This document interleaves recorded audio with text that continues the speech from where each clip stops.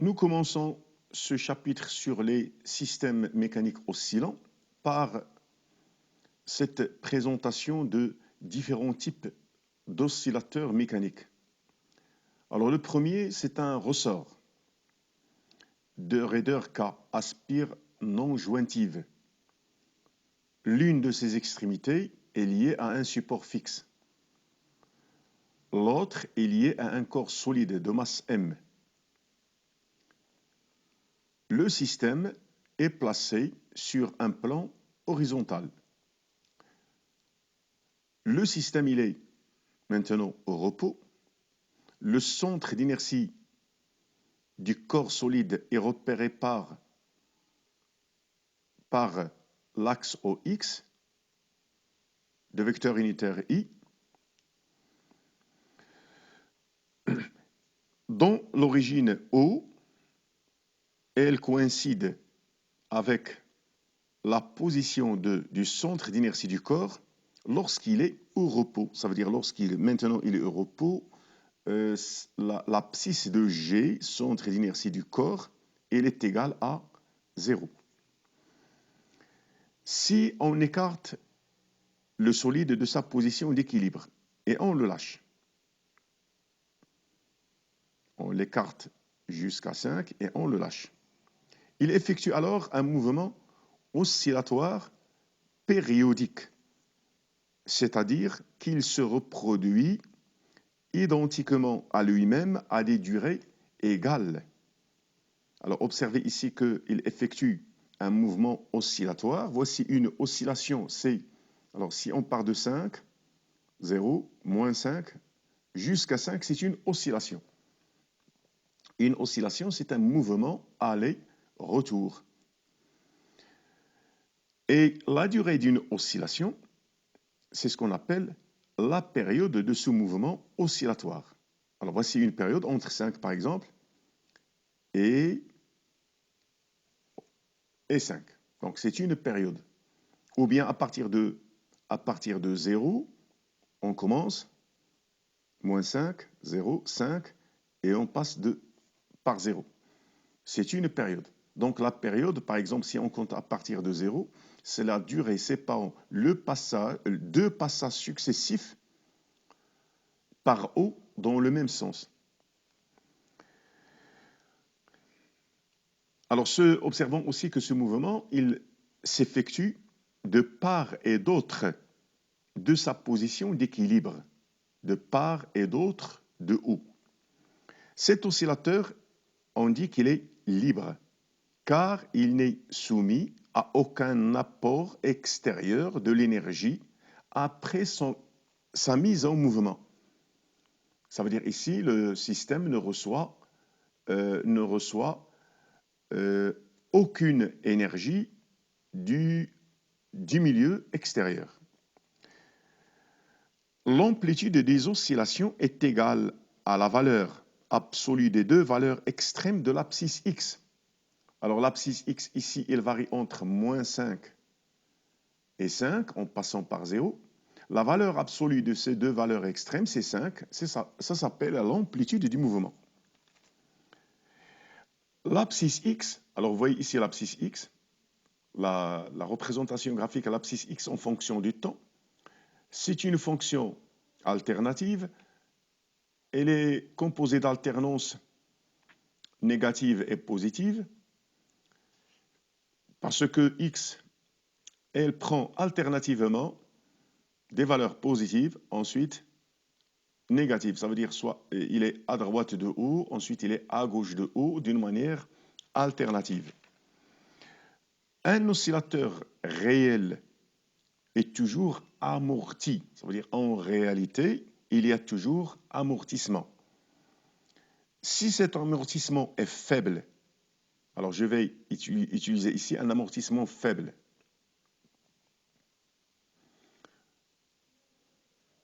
Alors l'amortissement, lorsque l'amortissement est faible, le système oscille avec une amplitude décroissante. Alors, je répète, le mouvement est alors pseudo-périodique. Alors observez l'abscisse x. l'amplitude décroît jusqu'à ce qu'elle s'annule. Si l'amortissement est très fort, je vais relancer le système. Alors observez que si cet amortissement est important, le système n'oscille plus et revient à sa position d'équilibre. Le mouvement, elle est dit apériodique. Alors je répète, alors, il revient à sa position d'équilibre et ceci se voit sur la courbe de la position initiale. Il revient directement à zéro. C'est un mouvement apériodique ou bien c'est un régime, c'est le régime apériodique.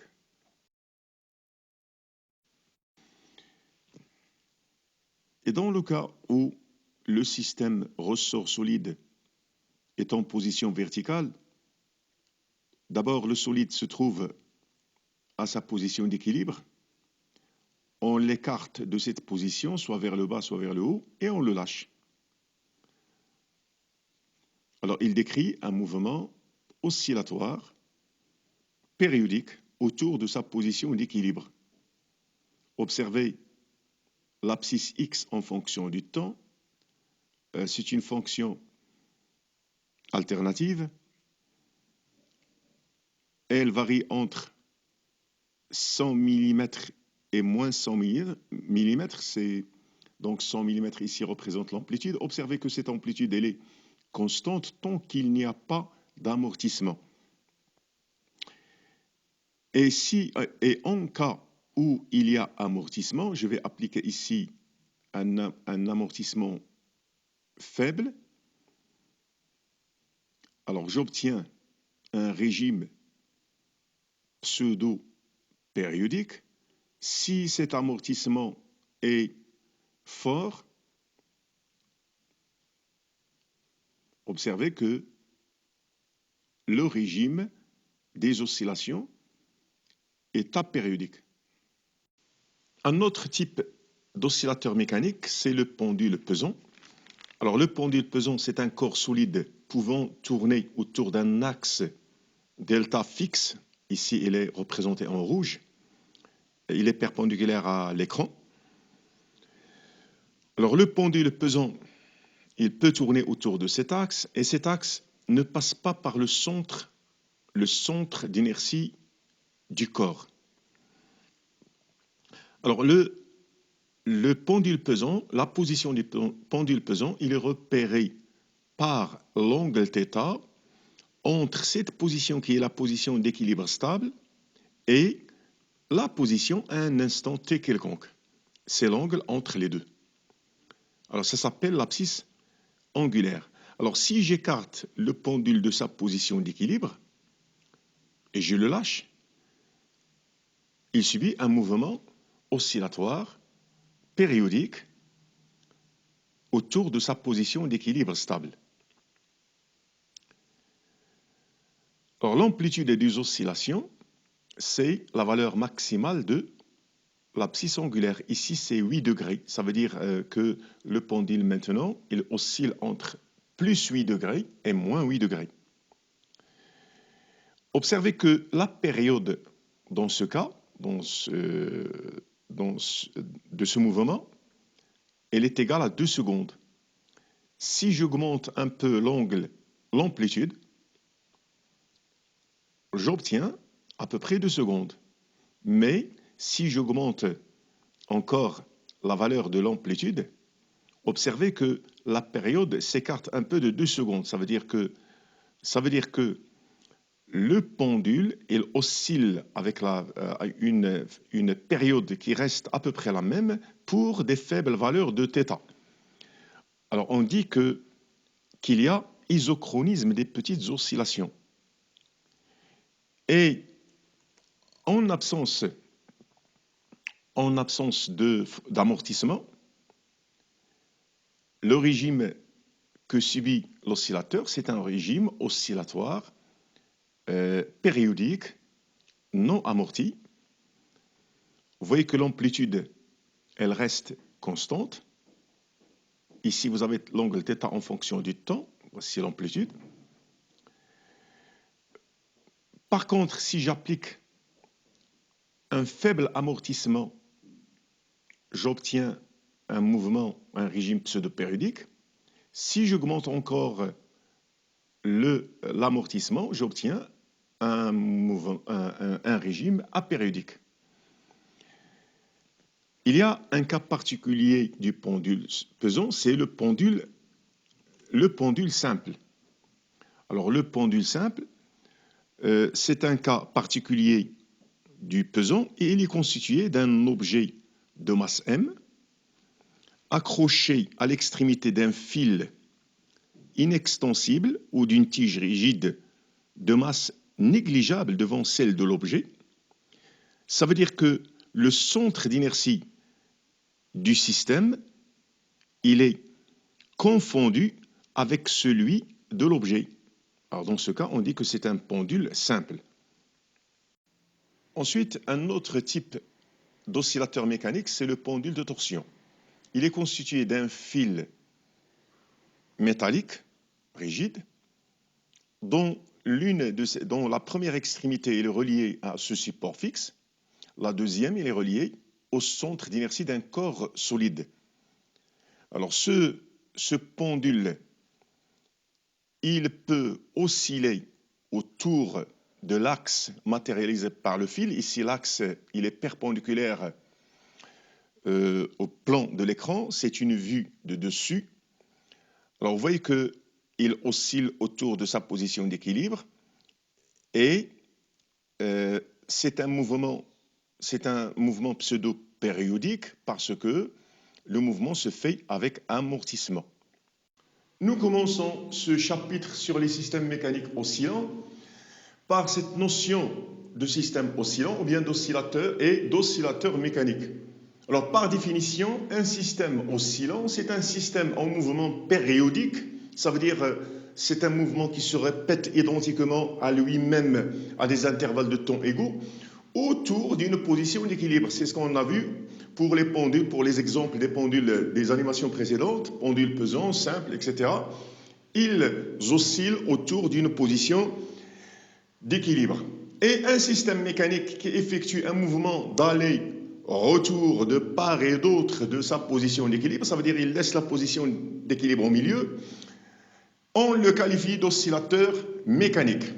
Une oscillation, par définition, c'est un mouvement d'aller et retour autour de la position d'équilibre. Une oscillation, c'est un aller-retour pour n'importe quel pendule. Alors, comme exemple de la vie courante, vous avez la corde d'instrument de musique, c'est un oscillateur mécanique. Un navire ou bien un bateau en temps de tempête à la surface de l'eau, il constitue un oscillateur mécanique. Les suspensions d'une voiture, alors la voiture constitue sur ses ressorts un oscillateur mécanique et aussi les pendules pesants simples de torsion et le pendule élastique qui est formé du ressort et du corps solide. Ensuite, nous allons faire une analyse physique du repos et du mouvement du pendule pesant. Alors d'abord, on doit le présenter. C'est un corps solide qui peut tourner autour d'un axe delta qui ne passe pas par son centre d'inertie. Alors le point O, d'où passe l'axe delta, il est différent du centre d'inertie G du corps solide. L'axe delta, ici, il est perpendiculaire au plan du tableau. Alors l'étude se fait dans un référentiel terrestre, supposé galiléen, et le bilan des forces, ici, il y en a deux. Il y a le poids du corps et il y a la réaction appliquée par l'axe sur le pendule. Et on va supposer aussi que la liaison entre l'axe et le corps se fait sans frottement. Ça veut dire que le corps solide tourne autour de l'axe delta sans amortissement. Lorsque le pendule pesant est à l'équilibre, le centre d'inertie G et l'axe delta se trouvent sur la même verticale. Donc le poids P et la réaction R de l'axe ont la même direction qui est celle de la verticale. Et cette direction, elle passe par l'axe, donc elles n'ont aucun effet sur le mouvement. Alors ici, deux cas peuvent se présenter. Si le centre d'inertie G est au-dessus de O, si on écarte le pendule de sa position d'équilibre, ceci va provoquer un mouvement de telle façon que le pendule ne retrouve jamais cette position d'équilibre. Ça veut dire qu'il va tourner vers le bas. Alors dans ce cas, l'équilibre est dit instable. Si le centre d'inertie G du pendule se trouve en dessous de O, de l'axe delta, un écart du pendule, dans un sens ou bien dans l'autre, va provoquer un mouvement de telle façon que le pendule oscille en cherchant, ça veut dire qu'il va chercher à retourner à sa position d'équilibre. C'est ce qu'on appelle l'équilibre stable. Ensuite, nous allons analyser l'état du pendule hors équilibre. Alors d'abord, le pendule est à sa position initiale d'équilibre. On l'écarte vers la gauche d'un certain angle et on le lâche. On va étudier son état dans le repère terrestre galiléen et les forces appliquées sont le poids et la réaction de l'axe. Selon la deuxième loi de Newton, P plus R égale ma, où M c'est la masse du pendule et A c'est l'accélération du centre d'inertie du pendule. Alors observez que P plus, alors ici R, la direction n'est pas très précise, mais de toute façon, elle a une direction qui est très proche de celle-ci. Et il est dirigé vers le haut. Alors P plus R, cette somme va donner ma, la masse fois l'accélération. Si vous faites la somme des deux vecteurs R, si je fais une translation de R ici, P plus R va donner à peu près ce vecteur ma. Donc l'accélération, elle est dirigée vers la droite, un peu vers le bas. Et le mouvement, puisque initialement le pendule est au repos, le mouvement va se faire vers la droite d'une manière accélérée. Il va chercher la position d'équilibre. Lorsqu'il arrive à la position d'équilibre, là, il va se trouver dans un état où P plus R égale 0. Mais selon le principe de l'inertie, le pendule va continuer son mouvement et va se retrouver à la droite de la position d'équilibre. Et ici, observez que P plus R, c'est un vecteur MA qui est dirigé vers la gauche. Le mouvement se fait vers la droite, donc le mouvement sera retardé. Ça veut dire que le pendule va ralentir. Et à un certain moment, il va s'arrêter en une position symétrique à celle-ci s'il n'y a pas d'amortissement, s'il n'y a pas de frottement avec l'axe delta. Et ensuite, il va retourner en recherchant la position d'équilibre. Ainsi, si on écarte le pendule pesant de sa position d'équilibre, il va effectuer un mouvement oscillatoire autour de sa position d'équilibre. Ensuite, quelques définitions concernant le pendule pesant. On commence d'abord par l'écart à l'équilibre. C'est l'angle dont le pendule s'écarte à la verticale à un instant t. Et il y a aussi l'abscisse angulaire. C'est l'angle orienté θ égale OG0 OG, où G0 est la position du centre d'inertie à l'équilibre. Alors voici l'angle θ. O c'est le point par lequel passe l'axe. G0 c'est la position de G à l'équilibre, et G, c'est une position à l'instant T. Alors, l'angle θ, c'est l'abscisse angulaire. Et cette abscisse, c'est une mesure algébrique. Elle peut être soit positive, soit négative. Ça dépend de l'orientation d'abord de θ. Ensuite, ça dépend de la position du pendule. Est-ce qu'il est à droite ou bien à gauche de la position d'équilibre? Aussi, il y a l'amplitude des oscillations θm. C'est la valeur maximale de θ parce que θ, elle varie entre θ max et moins θ max. Θ max, c'est l'amplitude des oscillations du pendule pesant. Ensuite, il y a l'isochronisme des petites oscillations. Alors, nous avons vu au cours d'une des animations précédentes que pour des valeurs de θm faibles, en général à peu près entre 0 et 20 degrés, l'amplitude, les oscillations ont la même période. C'est-à-dire, même si on change θm, la période reste la même. Ça veut dire que la période T0, elle est indépendante de θm.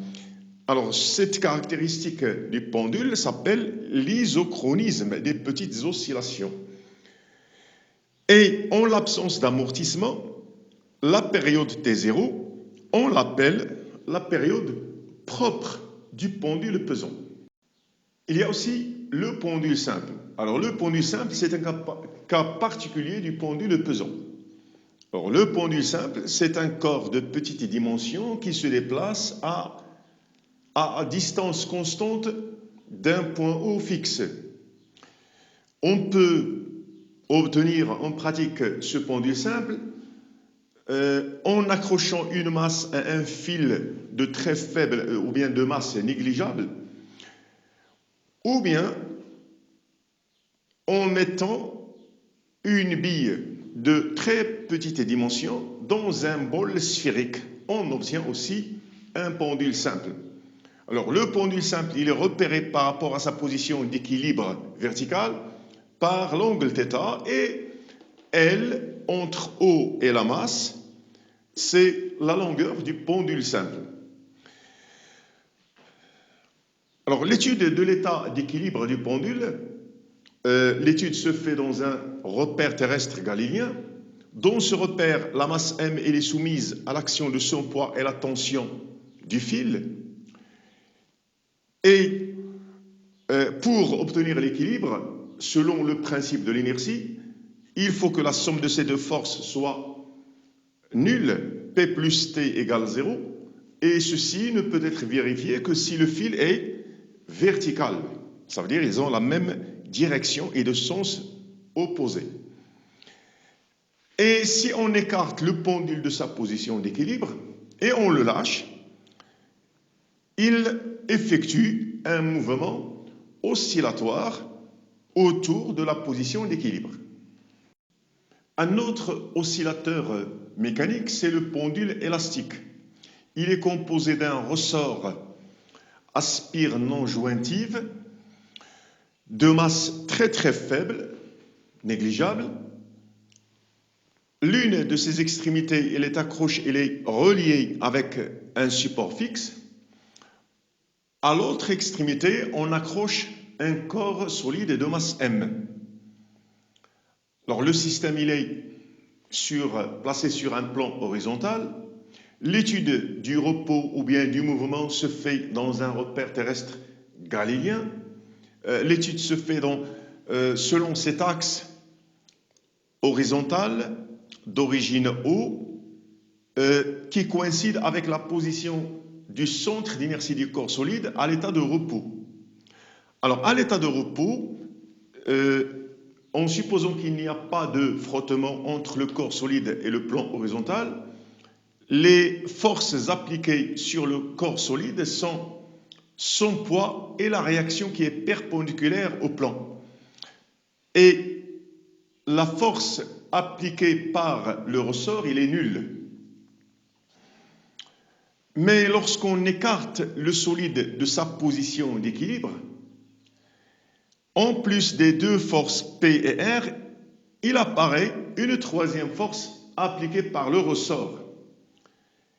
C'est ce qu'on appelle la force de rappel du ressort.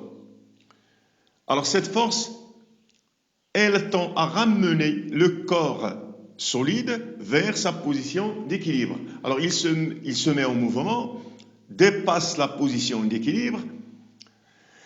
De l'autre côté, ça veut dire à gauche de haut, cette force F change de sens parce que le ressort ici, elle est allongée, ici, elle est comprimée. Cette force devient dirigée vers la droite.